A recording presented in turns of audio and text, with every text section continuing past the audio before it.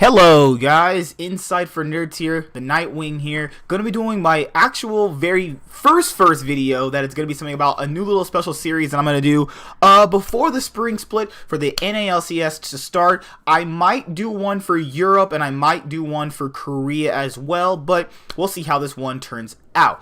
I want to do a series called possible MVP candidates, and that's where the series will actually start. I'm going to be doing up to maybe 5 to 10 players. I might just do 5, but I'll see how the actual videos pan out. Just gonna be going over possible MVP candidates to get MVP at the end of the spring split. Now, what I want for people to understand is that to win MVP, you not only have to win in votes, you also have to win it by, well, gameplay. More or less, you're just you being what it actually says. You're the most valuable player to your team. I want to make that abundantly clear. It is the award.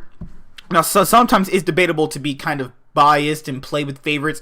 That's not how I'm going to actually look at it. I'm going to look at it with a completely new slate and go, it's based on most valuable player. Who is the most valuable player to their team to get them those wins, to get them to playoffs, to make them possibly put them in the third place match or put them into the finals. We're going to be going over those players as well. And if you like this series, then please like the video and comment down below who you think your possible MVP candidates will be, as me or JTH will be here, but he's actually busy right now. And now this is my own kind of thing, so let's go over and talk about this type of thing. So we saw last split Ssumday come into the form of the top laner that we always knew that he could be. He was not even lackluster on Dignitas. It's just more so like he held his own. He played effectively really well. He only was pretty much on tank duty, but when the meta shifted to carry top laners, we saw him actually carry games based off what was given him and the resources. He didn't even necessarily get resources from his team. He got resources by on his own way, winning 2v2 solo kills all year long with this guy. Every other game, this guy was either carrying the game on his own, or he was either solo killing his enemy top laner enough to put him further ahead. So that just makes it a lot better for his team. And if you really want to couple in this split and kind of really hone in on it, let's look at Clutch versus 100 Thieves week 2 of the NA LCS. It was either week 2 or week 3 where we saw his Jax basically 1v9, and then after that game, it was pretty much about him.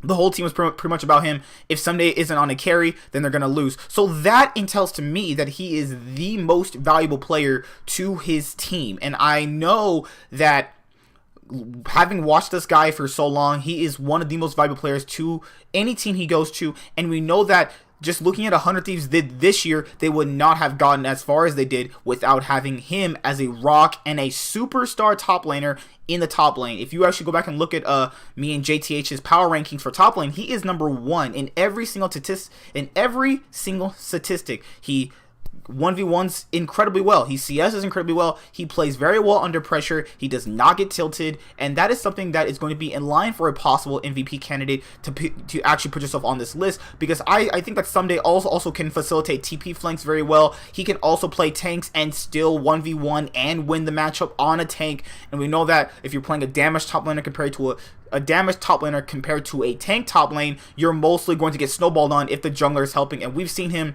play that reverse card and win with the tank matchup versus, 1v2 against the enemy top laner and the enemy jungler. So that's just my whole thoughts on Ssumday. That's the reason why he is the possible MVP for spring 2019. And remember, it's a regular season award. It has nothing to do with the playoffs. So if his team is like 6th place when 100 of these are kind of power ranked by everybody to kind of finish 3rd, then he can still actually win the award. But that just really does depend. It is going to depend on what meta we see.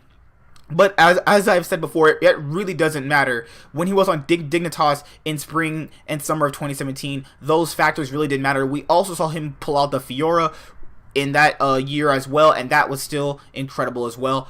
And you factor in the most valuable player to your team, which is what he will actually be, is going to get you wins. He's going to carry you. He's also just going to facilitate your team in a way.